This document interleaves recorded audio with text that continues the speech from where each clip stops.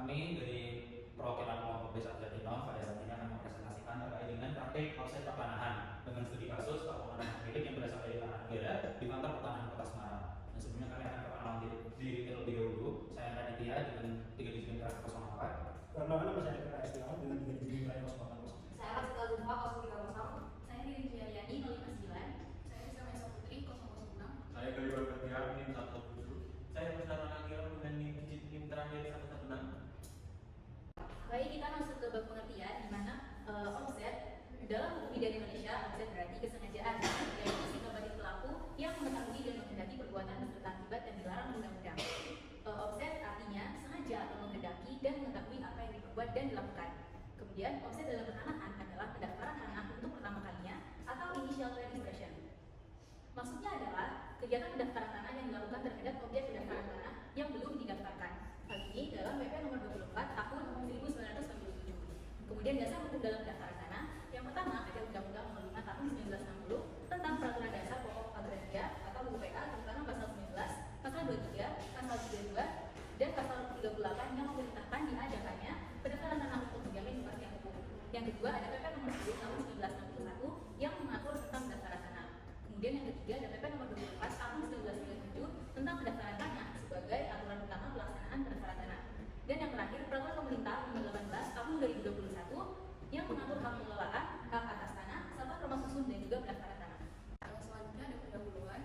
Melindungi tanah juga mengatur hubungan hukum hak atas tanah melalui sertifikat sebagai tanda bukti hak atas tanah bagi pemegangnya. Dari kantor pertanahan Kota Semarang tercatat bahwa masyarakat telah cukup pentingnya peranan kepastian hukum atas hak tanah. Hal ini terbukti dari banyaknya permohonan hak milik atas tanah negara yang bebas yang mereka ajukan. Gejalanya terjadi dari ketidakpastian hukum dalam hal penguasaan dan penguasaan atas bidang-bidang tanah oleh warga masyarakat. Dalam upaya penyelesaiannya, yang pertanahan secara tuntas menjadi prioritas utama bila negara kelak tidak ingin menerima masalah yang lebih besar, maka melaksanakan peraturan perundang-undangan di bidang tanah secara konsekuen.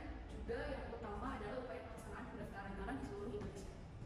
Selanjutnya permohonan hak milik dari tanah negara berdasarkan Undang-Undang Nomor 5 Tahun 1990 Pasal 4 Ayat 1 tentang Peraturan Dasar Pokok Agraria bahwa hak menguasai dari negara adalah pemerintah dapat memberikan hak atas tanah atau mempergunakan tanah berdasarkan yang diatur oleh peraturan perundang-undangan kepada seseorang atau beberapa orang ataupun suatu badan hukum baik dalam perpanjangan jangka waktu hak, perbaruan hak ataupun perubahan hak. Prosedur permohonan hak milik berasal dari negara memiliki urutan 1. Tanah hak. Tanah hak dapat diperoleh dengan cara pelepasan hak atas tanah atau pembebasan tanah, lalu pemindahan hak atas tanah dan pencabutan hak atas tanah. Kedua, pelepasan pembebasan tanah. Pelepasan hak atas tanah dapat melepaskan hubungan hukum antara pemegang hak atas tanah dengan tanah yang dikuasainya dengan memberikan dalih unit atas dasar musyawarah. 3. Pemindahan hak atas tanah. Pemindahan hak atas tanah adalah perbuatan hukum pemindahan hak atas tanah yang bersangkutan sengaja dialihkan kepada pihak lain. Pemindahan hak atas tanah dapat dilakukan dengan cara jual beli, hibah, tukar-tukar, pemasaran dalam perusahaan, dan lain sebagainya. Keempat, pencabutan hak atas tanah. Pencabutan hak atas tanah merupakan cara terakhir untuk memperoleh hak tanah yang diperlukan bagi pembangunan untuk kepentingan umum setelah berbagai cara melalui musyawarah tidak berhasil. Nah, kemudian syarat yang harus dipenuhi dalam penggunaan hak atas tanah pertama kali untuk status tanah. Yang pertama di sini terkait dengan penegasan hak atas tanah, di mana ini merupakan keputusan BPN mengenai penegasan hak atas tanah yang berasal dari tanah pilkada. Ditegaskan untuk pemohon melalui prosedur perolehan sertifikat atas tanah di kantor pertanahan dengan pemenuhan syarat permohonan. Nah, untuk yang kedua, di sini ada pengakuan hak atas tanah, di mana ini juga merupakan keputusan Badan Pertanahan Nasional, yaitu sehubungan dengan pengakuan hak atas tanah yang berasal dari tanah pilkada yang diakui melalui prosedur perolehan sertifikat hak atas tanah di kantor pertanahan dengan memenuhi persyaratan permohonan, yaitu syaratnya surat permohonan, identitas pemohon dan penerima, fotokopi SPPT dan PBB, surat keterangan kepala desa, dan surat fisik tanah 20 tahun atau lebih oleh pemilik tanah. Dan kemudian yang ketiga, di sini ada pemberian hak atas tanah yang merupakan keputusan Badan Pertanahan Nasional juga, yaitu tentang pemberian hak atas tanah kepada pemohon yang berasal dari tanah negara melalui prosedur perolehan sertifikat hak atas tanah di kantor pertanahan.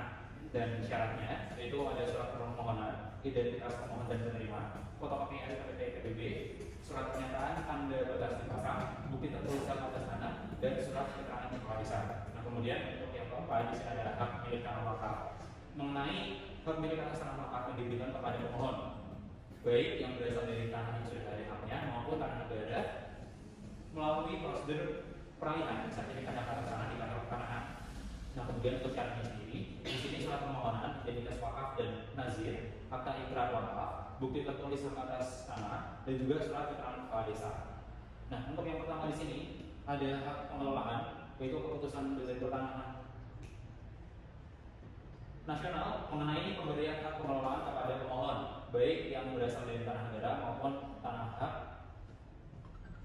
pengelolaan melalui prosedur perolehan sertifikat hak di kantor pertanahan. Yang selanjutnya yaitu tata cara atau prosedur pemberian sertifikat.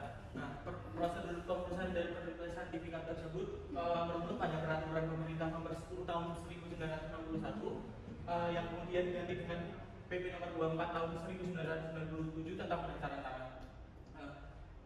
Yang mana ada 3 tahapan tersebut, yaitu ada permohonan hak, yaitu permohonan sertifikat hak atas tanah terdiri dari 4 golongan, yaitu yang pertama penerima hak atas tanah negara berdasarkan surat keputusan pemberian hak dan pemerintah. Yang kedua ahli waris yang menerima tanah warisan, baik tanah bekas hak milik adat maupun yang lainnya. Yang ketiga yaitu pemilik tanah yang memperoleh tanah melalui jual beli, hibah, lelang, konversi hak dan sebagainya. Yang keempat yaitu pemilik sertifikat tanah yang hilang atau rusak. Kemudian prosedur yang kedua yaitu pengukuran dan pendaftaran hak. Setelah seluruh berkas permohonan lengkap dan diserahkan ke kantor pertanahan, dilakukan pengukuran, pemetaan, dan pendaftaran hak atas tanah. Jika dilakukan untuk pertama kali disebut dasar permulaan atau objek itu sendiri. Sedangkan perubahan karena penggabungan atau pemisahan tanah disebut dasar pemeliharaan atau leaseholding. Yang prosedur ketiga yaitu yang terakhir penerbitan sertifikat. Tahap terakhir adalah pembuatan salinan buku tanah yang dilengkapi dengan surat ukur dan gambar situasi. Dokumen tersebut kemudian dijadikan satu dengan satu resmi hingga menjadi sertifikat sebagai bukti hak atas tanah yang selanjutnya diserahkan kepada pemohon. Adapun hambatan dari kasus ini yang terdiri dari hambatan dari pemohon dan hambatan dari petugas. Hambatan dari pemohon sendiri yang pertama tidak memasang tanda atas tanah sehingga petugas kesulitan menentukan batas yang akurat. Kedua, kurangnya kelengkapan data fisik dan juridis. Ketiga, belum melunasi biaya pendaftaran kertas negara karena ada proses mahal dan lama. Yang keempat, adanya sengketa batas tanah dengan tetangga memerlukan musyawarah tambahan. Kemudian ada hambatan dari petugas sendiri. Yang pertama, kelalaian dan penundaan pekerjaan oleh petugas pengukur dan pendaftaran. Yang kedua, pemungutan biaya tidak resmi yang merusak kepercayaan. Ketiga, keterbatasan dari data internal BPN-nya sendiri. Selanjutnya yaitu ada kesimpulan. Yang pertama yaitu proses permohonan pemilihan atas tanah yang berasal dari tanah negara seringkali memerlukan waktu yang cukup lama. Hal ini disebabkan oleh beberapa faktor seperti kurang lengkapnya dokumen yang diajukan oleh pemohon, belum jelasnya batas tanah ketika dilakukan pengukuran, serta adanya anggapan di masyarakat bahwa proses pengurusan sertifikat tanah itu memerlukan biaya yang mahal dan proses yang rumit. Selain itu masih banyak masyarakat yang belum memahami pentingnya sertifikat tanah sebagai bukti kepemilikan yang sah. Yang ketiga, proses penerbitan sertifikat atas tanah itu dilakukan melalui beberapa tahapan, yaitu pengajuan permohonan oleh pemohon, proses pengukuran dan pendaftaran tanah oleh pihak BPN, serta tahap akhir berupa penerbitan sertifikat tanah sebagai bukti hak yang sah secara hukum. Dalam proses pensertifikatan tanah juga muncul beberapa kendala, yaitu seperti sengketa batas tanah, kurangnya kelengkapan data fisik, serta kendala administratif dalam proses pelayanan di kantor pertanahan. Dan permasalahan tersebut juga berkaitan dengan pentingnya penataan dan pengelolaan tanah secara lebih untuk melalui konsolidasi tanah, yaitu upaya penataan kembali penguasaan, pemilikan, penggunaan, dan pemanfaatan tanah agar lebih tertib, teratur, dan memberikan manfaat yang optimal untuk masyarakat. Dan dengan adanya konsolidasi tanah ini diharapkan dapat mengurangi sengketa batas tanah, memperjelas status kepemilikan tanah, dan meningkatkan efektivitas proses pendaftaran dan pensertifikatan tanah. Sekian, terima kasih dari presentasi pemaparan jurnal objek.